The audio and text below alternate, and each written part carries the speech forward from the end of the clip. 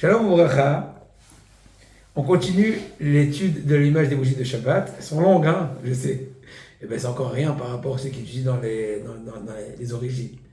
En tout cas, par rapport à la bénédiction, qu'est-ce qui se passe? Ça, c'est un sujet qui est tumultueux. Et jusqu'à aujourd'hui, jusqu'à la venue du Mashiach, il y aura une discussion sur cela. On va déjà citer les différents minhagim. En fait, il y en a deux principaux, ceux des Ashkenazim et on va dire aussi ceux des Sfaradim.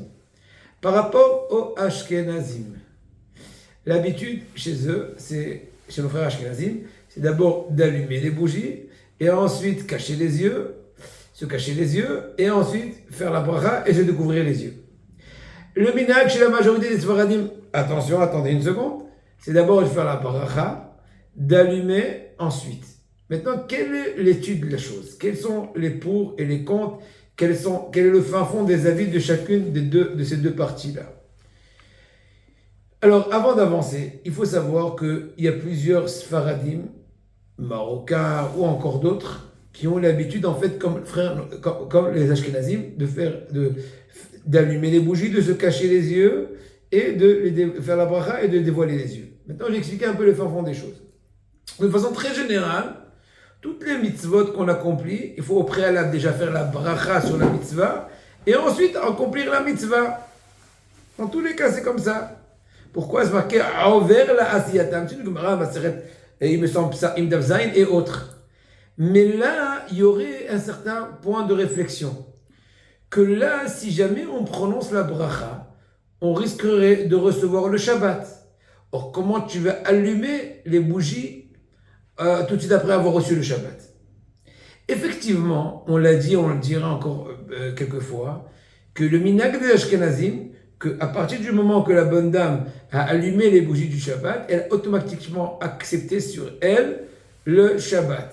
Maintenant, là seulement l'idée est poussée, que selon le Rama, non seulement quand elle a allumé les bougies, elle a reçu le Shabbat, automatiquement quand elle a fini d'allumer les X bougies, elle ne peut plus faire aucun travail interdit, mais encore quand on pousse l'idée, la simple récitation de la bénédiction de la Dikner Shel Shabbat fait attirer vers elle l'acceptation du Shabbat, donc elle est un peu coincée. Donc pour cela, on fait une espèce de compromis. Que quoi? Tout d'abord, on allume les bougies. Ensuite, on se cache les yeux comme si on ne les avait pas encore allumés. On récite la bracha et on se dévoile les yeux. En se dévoilant les yeux, c'est une espèce, un pseudo-allumage, sans transgresser le Shabbat, parce qu'on ne l'a pas vraiment allumé. Et donc, on aurait gagné les deux sens. D'un côté, on n'a pas enfreint le Shabbat. D'un autre côté, on aurait précédé un temps soit peu la bracha au pseudo-allumage. Bien sûr, cet avis-là n'est pas pachout.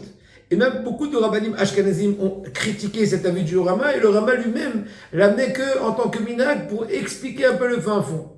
Ovadia Yosef, alav hashalom, dit, et comme ça il comprend aussi dans le pashtout de Maran, que au contraire, une bonne dame, Sfarad en tout cas, minhag ashkenaz, qui a l'habitude de faire tout d'abord l'allumage, et ensuite la bracha, c'est bracha levatala.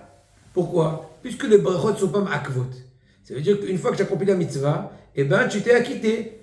Le fait que tu n'as pas dit la bracha, ça ne va pas faire manquer l'accomplissement de la mitzvah. Donc si après avoir fini d'allumer, entre guillemets, tu te souviens de faire la bracha est en vain. Donc qu'est-ce qu'il faut faire? Il faut déjà faire la bracha, ensuite allumer. Ah, mais quand tu dis la bracha, tu acceptes Shabbat? Non, il te dira, on va dire.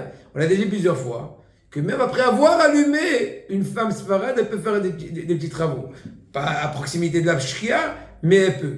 Et donc, voilà, c'est le double étude qu'il y a maintenant entre les deux avis. Il y a beaucoup, une discussion avec la Biju Ben Ishai, Mordechai Eliyahu, Rav Ben Sion, les minhagim, à quel point épouser chez les Sfaradim, les minhag des Ashkenazim ou pas et comment.